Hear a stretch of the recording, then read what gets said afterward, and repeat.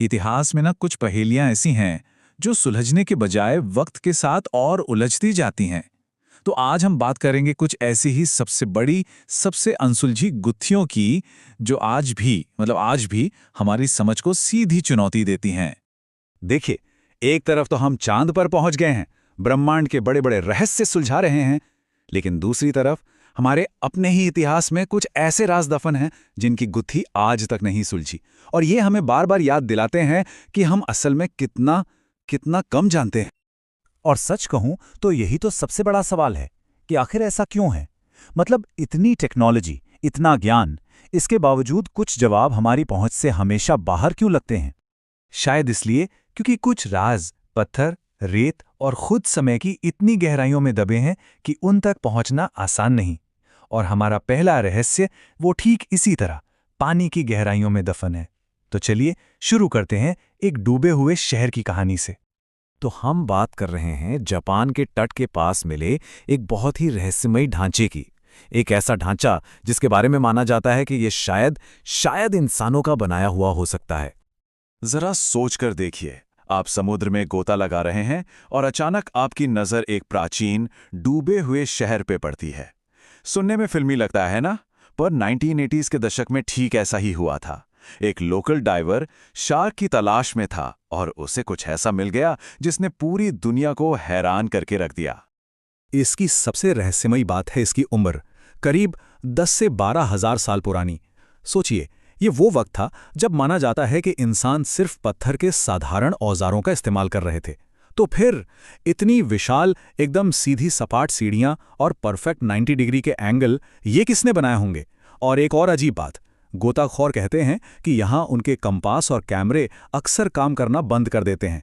अजीब है ना। और यहीं पर ना विज्ञान और कल्पना के बीच एक बड़ी बहस छिड़ जाती है। ज्यादातर साइंटिस्ट्स का मानना है कि ये पूरी तरह से एक नेचुरल फॉर्मेशन है जिसे हजारों सालों की समुद्री लहरों ने तराशा है। लेकिन इसकी बनावट इतनी परफेक्ट है, वो 90 डिग्री के कोण, वो सीधी रेखाएं, कि बहुत से लोग इसे किसी खोई हुई सभ्यता जैसे म्यू या लेमुरिया का सबूत मानते हैं। चलिए अब समुद्र की गहराइयों से निकलते हैं और चलते हैं पेरू के विशाल रेगिस्तान की तरफ, क्योंकि वहां हमारा एक और बड़ा रहस्य इंतजार कर रहा है।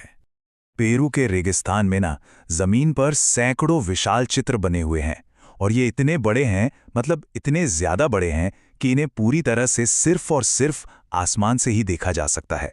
इन्हें कहते हैं नाज़का लाइंस। कुछ तो 300 मीटर से भी लंबे हैं। और यही तो सबसे बड़ा सवाल है कि करीब 2000 साल पहले नाज़का लोगों ने ऐसी आकृतियां बनाई ही क्यों, जिन्हें वो खुद कभी पूरा देख ही नहीं सकते थे। तो सवाल ये है कि ये 2000 साल पुराने चित्र आखिर किसके लिए थे और इन्हें बनाया क्यों गया था। यही वो सवाल हैं जो दशकों से रिसर्चर्स के दिमाग को उलझाए हुए हैं। आखिर इनका मकसद क्या था। अब देखिए, इसको लेकर थियोरीज भी कमाल की हैं। एक थ्योरी कहती है कि ये एक बहुत बड़ा खगोलीय कैलेंडर था, मतलब सूरज, चांद और सितारों पर नजर रखने के लिए। दूसरी थ्योरी के मुताबिक ये देवताओं से पानी की प्रार्थना करने का एक तरीका था, क्योंकि वो रेगिस्तान का इलाका है। और एक तीसरी थ्योरी, वो तो हमारी सोच से भी आगे है, कि ये शायद एलियंस के लिए, मतलब प्राचीन अंतरिक्ष यात्रियों के लिए लैंडिंग स्ट्रिप्स या कोई मैसेज थे।